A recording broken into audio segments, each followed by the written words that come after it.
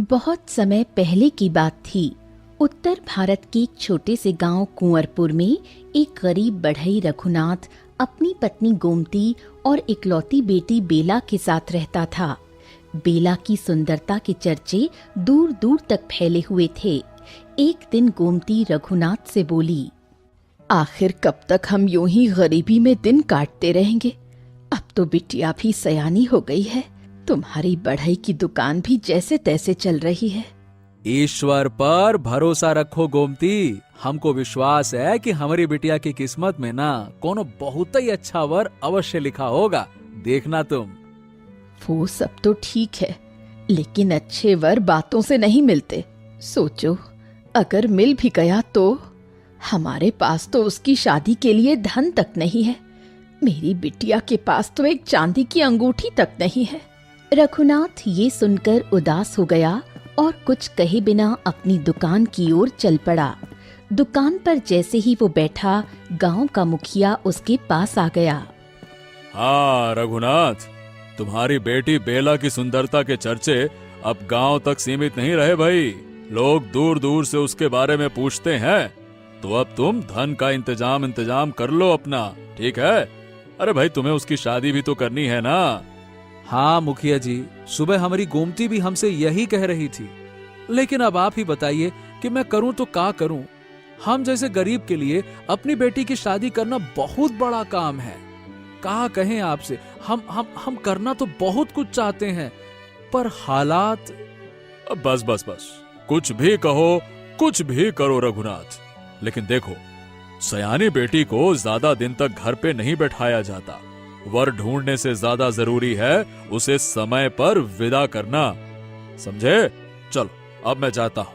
इतना बोलकर मुखिया चला गया, लेकिन रघुनाथ की आंखों में चिंता और दिल में बोझ छोड़ गया। इधर दोपहर के समय गोमती अपनी पुत्री बेला को भोजन देते हुए बोली, बेला, जरा ये भोजन अपने पिताजी को दुकान पे दे आ। बेचारे सुबह से काम में लगे होंगे और वैसे भी उन्हें तेरे विवाह की चिंता बहुत सताती है। माँ, चिंता मत कीजिए, भगवान पर भरोसा रखिए, सब ठीक हो जाएगा। बिल्कुल अपने पिता पर गई है तू, वही बात वही भरोसा। चल अब जल्दी जा। बेला भोजन लेकर घर से बाहर निकल गई। वो आधे रास्ते तक पहुंची ही थी कि तभी गांव के जमींदार का बेटा भैरव सिंह रास्ता रोककर खड़ा हो गया। कितनी बार कहा है भैरव सिंह, जरा भी शर्म नहीं बची? बार बार मेरा रास्ता क्यों रोकता है? बेला रे बेला, तुझको देखकर मेरा है दिल डोला। अरे बेला बेला बेला, देखो भाई बेला, तुम्हारे पिताजी रघुनाथ साहब ये तो कभी तुम्हारी शादी करवा नहीं पाएंगे। अरे भाई, क्योंकि उनके पास फूटी कौड़ी भी नहीं है। एक दिन तुम्हारे पिताजी को मेरे पिताजी से कर्ज मांगने आना ही पड़ेगा। वो दिन कभी नहीं आएगा। मैं अपने पिता को तुम्हारे पिता से कर्ज लेने ही नहीं दूंगी, भले ही मुझे जीवन भर कुंवारी ही क्यों ना बैठना पड़े। अरे हमारी हवेली में बड़े बड़े लोग भी झुक कर आते हैं, तो तू सोच ले बेला, तेरा विवाह तो होगा नहीं, मुझसे कर ले मित्रता तू।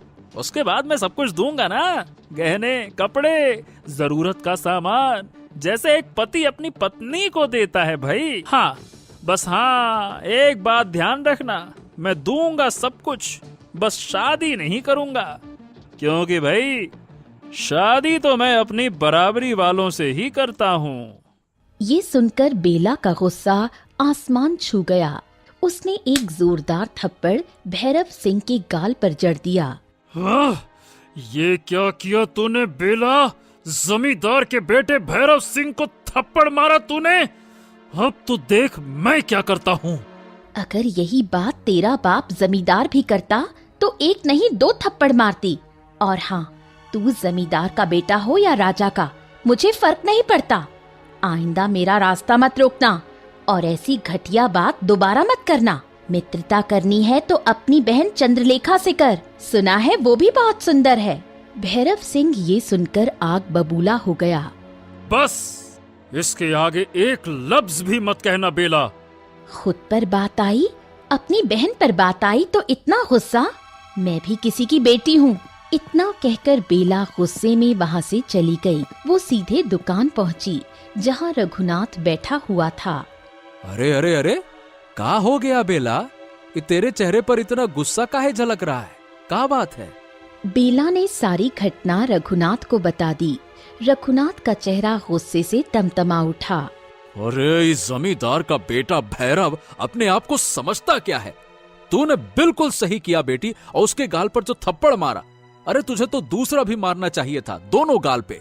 बेला के जाने के कुछ ही समय बाद भैरव सिंह वहाँ आ गया। तेरी बेटी ने मेरे गाल पे थप्पड़ मारा है, इसका अंजाम तो तुझे भुगतना पड़ेगा। ए, हम गरीब हैं लेकिन कमजोर नहीं, इसीलिए अभी हम साफ साफ शब्दों में कह रहे हैं, हमारी बिटिया से दूर रहना, वरना हमारे हाथन में इतना जान है ना कि जिसका तुमको अंदाजा नहीं है। तुमको हम यहीं उठा के पटक देंगे, धर देंगे। ये सुनकर भैरव सिंह डर गया, लेकिन डरते हुए भी वो गुस्से में रघुनाथ से बोला। अच्छा, तो तू धमकी दे रहा है? ठीक है, तो तू भी देखना रघुनाथ, तेरी बेटी की शादी होने ही नहीं दूंगा। तू तू तू तू तू भीख मांगेगा और तेरी बेटी भी भीख मांगेगी। देख लेना तू। अरे जा जा जा यहाँ से। अपनी ई अकड़ और ई बातें उन लोगन को सुनाना जिन्होंने तेरे बाप से कर्जा ले रखा है।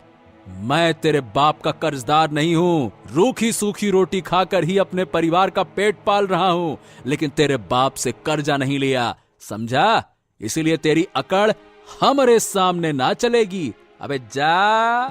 भैरव सिंह गुस्से में वहाँ से चला गया और सीधा अपने पिता जमींदार के पास जाकर सारी घटना बता दी। ये सुनकर जमींदार पूरी तरह से क्रोधित हो गया। तू जमींदार के बेटे के नाम पे कलंक है भैरव। अरे बेला ने तुझे थप्पड़ मारा और तू उस 2 कौड़ी की लड़की से मार खाकर आ गया। रघुनाथ ने तुझको धमकी दी और तू डर गया, और अब तू यहाँ बच्चों की तरह मुझे बता रहा है, मुझसे शिकायत कर रहा है। चल मेरे साथ, अब चल। जमींदार तुरंत कुछ आदमियों को लेकर रघुनाथ की दुकान पर आ गया। ए रघुनाथ, ससुर के नाती, तुझको बिल्कुल भी डर नहीं लगा हमारे बेटे को धमकी देते हुए? इसने हमारी बिटिया के साथ बदतमीजी की थी। मेरी बात कान खोल के सुनो। जमींदार की औलादें इस तरह की बातें अक्सर किया करती हैं, परंतु तुम्हें इसका बुरा नहीं मानना चाहिए, समझे? ए जमींदार, अगर तुम्हारा बेटा फिर से ऐसी हरकत करेगा ना, तो अब की बार हमारी बेटी नहीं बल्कि हम मारेंगे उसको। हाँ। ये सुनते ही जमींदार गुस्से से अपने आदमियों की ओर देखकर बोला। अरे देखते क्या हो, तोड़ो इसके हाथ पांव, इतना मारो कि आइंदा ये हमारे सामने जबान चलाने से पहले 100 बार सोचे। मारो साले को। जमींदार के आदमी रघुनाथ को बुरी तरह से पीटने लगे। तभी गांव का मुखिया वहां आ गया और बड़ी मुश्किल से रघुनाथ को उनके चंगुल से छुड़ाया। बस शांत हो जाओ। मेरी बात कान खोल के सुनो। अभी तो सिर्फ इसे पीटा है, आइंदा अगर इसने मेरे बेटे की तरफ आंख उठाकर भी देखा ना, तो तुम जानते हो मुखिया, इसे गायब करने में मुझे कितना समय लगेगा। इतना कहकर जमींदार अपने आदमियों और बेटे को लेकर वहां से चला गया। मुखिया बड़ी मुश्किल से रघुनाथ को सहारा देकर उसके घर ले गया। रघुनाथ की हालत देखकर गोमती और बेला बुरी तरह चौंक गईं। ये सब जमींदार ने किया है गोमती। तुम्हारी बेटी ने जो साहस दिखाया है ना, ये उसी का नतीजा है, उसी का बदला है। ये सब मेरी वजह से हुआ पिताजी।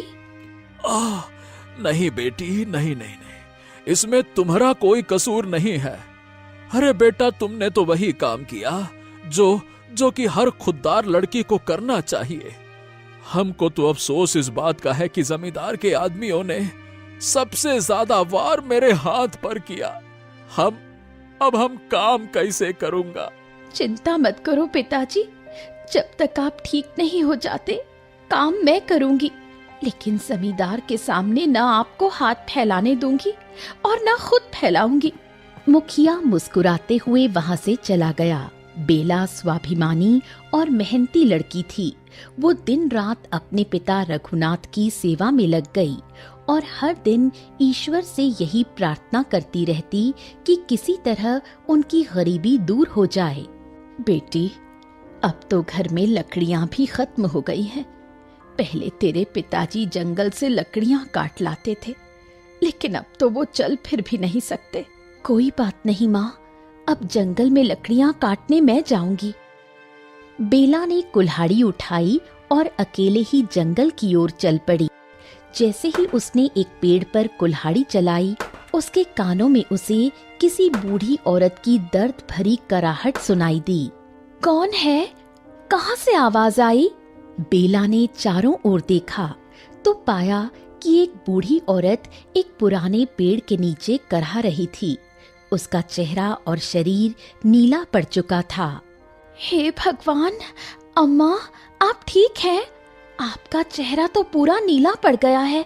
ये कैसे हुआ? बेटी, मुझे एक सांप ने डस लिया है। बहुत जहरीला था। लगता है अब नहीं बचूंगी। नहीं अम्मा, ऐसे मत कहिए, मैं कुछ करूंगी। मैं जहर चूस लेती हूँ, आपको बचाना होगा। पगली, मत करिए, बहुत जहर है, तेरे भी शरीर में फैल जाएगा, तुझसे नहीं होगा ये। वो जान ही क्या जो किसी के काम ना आ सके अम्मा, भगवान का नाम लीजिए। बेला ने हिम्मत दिखाई और अपने मुंह से उस बूढ़ी औरत के घाव से जहर चूसने लगी। कुछ ही समय में बूढ़ी औरत की हालत सुधरने लगी, पर बेला का शरीर नीला पड़ने लगा। बेला जैसे ही बेहोश होने लगी, अचानक बूढ़ी औरत की आंखों से रंग बिरंगी किरणें निकलने लगीं और वो एक सुंदर दिव्य स्त्री में बदल गई। आप कौन है? ये क्या हो रहा है? मैं जंगल की देवी हूँ। वर्षों बाद किसी लड़की को लकड़ियां काटते देखा तो सोचा परीक्षा ली जाए, लेकिन तुमने जो किया वो कोई साधारण लड़की नहीं कर सकती। मैं तो एक गरीब लकड़हारे की बेटी हूँ देवी माँ। नाम है बेला, पिताजी रघुनाथ हैं और माँ गोमती। हम बहुत कठिन समय से गुजर रहे हैं। सुनो बेला, तुम्हारे गांव के पास जो पुराना सूखा कुआं है, वहां तुम 7 रातें बिना किसी सवाल के दीपक जलाकर बैठना। अगर तुमने धैर्य रखा तो तुम्हारी किस्मत बदल जाएगी। बेला ने वैसा ही किया। हर रात वो चुपचाप उस पुराने कुएं के पास दीपक जलाकर बैठती रही। 7वीं रात एक तेज रोशनी के साथ कुएं के अंदर एक रहस्यमयी द्वार खुल गया। वो द्वार एक चमकते हुए जंगल की ओर जाता था, सोने और चांदी का जंगल। वहां के पेड़, पत्ते, पक्षी, नदियां, सब कुछ या तो सोने के थे या चांदी के। हे भगवान, ये कैसा अद्भुत जंगल है। ये पेड़, ये पत्ते, ये तो सोने के हैं। पर तभी एक चेतावनी की गूंज उस जंगल में फैल गई। यहाँ कुछ भी छूने की इजाजत नहीं है, वरना सब कुछ राख हो जाएगा।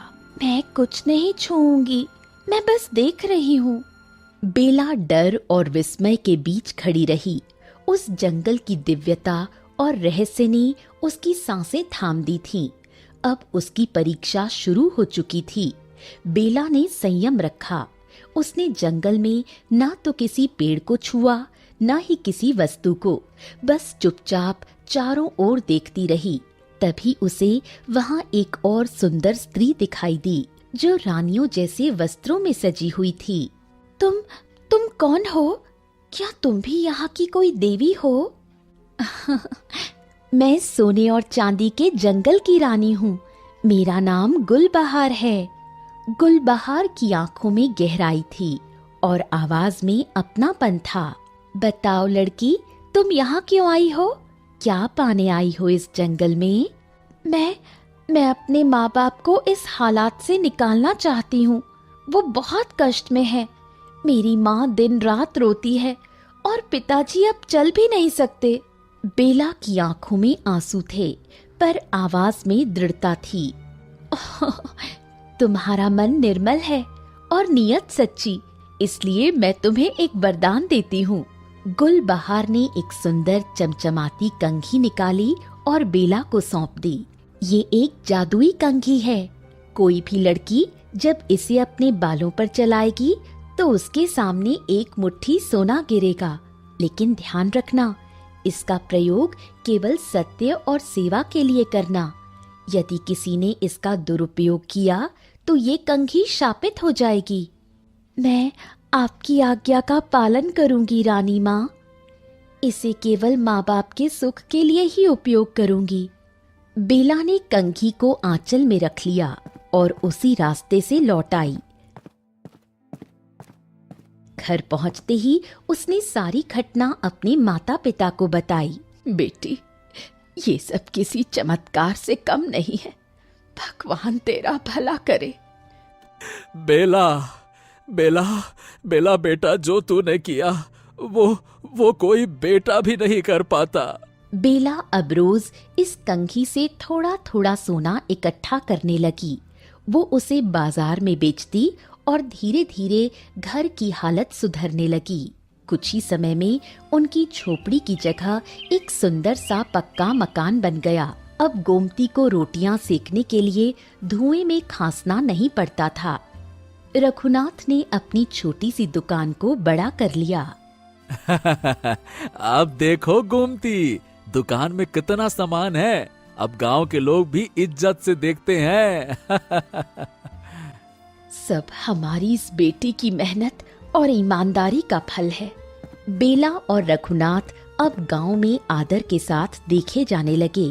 कोई ये नहीं जानता था कि इस बदलाव के पीछे एक जंगल की देवी और एक सोने की कंघी थी, और उससे भी बढ़कर एक लड़की का स्वाभिमान और सेवा भाव था। लेकिन जमींदार के बेटे भैरव सिंह को शक हो गया। उसने सोचा कि अचानक से बेला की किस्मत इतनी जल्दी कैसे बदल सकती है। वो जानता था कि कोई रहस्य जरूर छुपा है। ए जगन, मेरी बात ध्यान से सुन। मुझे शक है कि उस बेला के पीछे कोई न कोई बड़ी बात तो है। एक काम कर, आज रात उस पे नजर रख। जो भी हो, मुझे सब कुछ पता लगना चाहिए, ठीक है? जी मालिक, मैं पूरी चौकसी रखूंगा। आप चिंता मत करो, बराबर खबर दूंगा। रात को जगन छिप छिप कर बेला पर नजर रखने लगा। उसने देखा कि बेला अपने बालों पर कोई कंघी चला रही है और सोना उसके बालों से गिर रहा था। ओ, यही तो रहस्य है। मैं इस कंघी को ही चुरा लूंगा और भैरव सिंह को दे दूंगा। हाँ। जगन चुपके से बेला की कंघी चुरा ले गया और भैरव सिंह के पास पहुंचा। हाँ? अरे वाह जगन, तुमने बहुत बढ़िया काम किया। वाह वाह वाह, शाबाश। हाँ, अब मैं देखता हूँ कि इस कंघी से मैं क्या कर सकता हूँ। अगले दिन भैरव सिंह अपनी प्रेमिका विमला के पास गया, जो गांव की सबसे चालाक और लालची लड़की थी। ए विमला, मेरी विमला, देखो ये मैं तेरे लिए कंघी लेकर आया हूँ। इसे अपने बालों पर चलाओ, फिर देखो सोना बरसेगा सोना। ये लो। तो फिर देर कैसी, दिखाओ तो सही। विमला ने पहली बार कंघी चलाई और सच में उसके बालों से सोना गिरने लगा। लेकिन लालच में वो बार बार कंघी चलाने लगी। और कितना सोना गिर सकता है? तभी अचानक कंघी से काला धुआं निकला और विमला की हवेली में आग लग गई। आग, आग, बचाओ मुझे! भैरव सिंह ने दौड़कर उसे बचाने की कोशिश की, लेकिन वो झुलस गई और पागल हो गई। अरे विमला, विमला, विमला, विमला, संभल जाओ। मैं तुम्हें हवेली तक लेकर चलता हूँ। चलो चलो चलो चलो। भैरव सिंह कंघी लेकर हवेली की ओर भागा, लेकिन अंदर पहुंचते ही बीमार पड़ गया और बिस्तर से उठ नहीं पाया। मैं ठीक नहीं हूँ। जमींदार ने जब भैरव सिंह से पूछा तो उसने सारी हकीकत बता दी। अरे ये क्या बला है, कैसे तूने अपने बेटे को इस हाल में ला दिया? जमींदार कंघी लेकर सीधे बेला के घर की ओर चल पड़ा। इत्तेफाक से बेला और उसके पिता गांव के बाजार में थे। तुम्हारी वजह से मेरी होने वाली बहू जल गई और पागल हो गई। मेरा बेटा बीमार पड़ा है। तुमने जरूर किसी काली विद्या का सहारा लिया है या राक्षसों को प्रसन्न किया है। क्यों, सही कहा ना मैंने?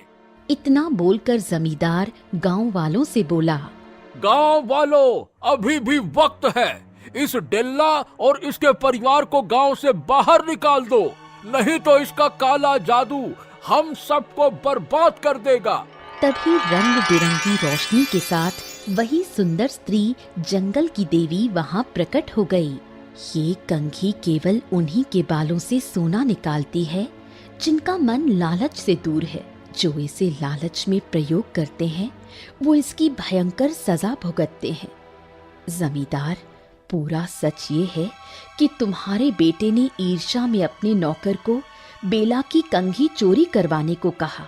फिर भैरव सिंह ने उसे अपनी प्रेमिका को दे दिया, जिसने लालच में इसका दुरुपयोग किया। वो कंघी शापित नहीं बल्कि सेवा और सत्य की प्रतीक है। इसे केवल नेकदिल लोग ही सही ढंग से इस्तेमाल कर सकते हैं। क्या बात कर रहे हैं? क्या ये सच है क्या? हमें इस परिवार को गांव से बाहर निकालना चाहिए कि नहीं? क्या कहते हो? अगर तुम शांति चाहते हो तो जमींदार और उसका परिवार गांव से बाहर चले जाएं, वरना इस काले जादू से सब बर्बाद हो जाएगा। गांव वालों ने फैसला किया कि वो जमींदार के परिवार को गांव से बाहर निकाल देंगे।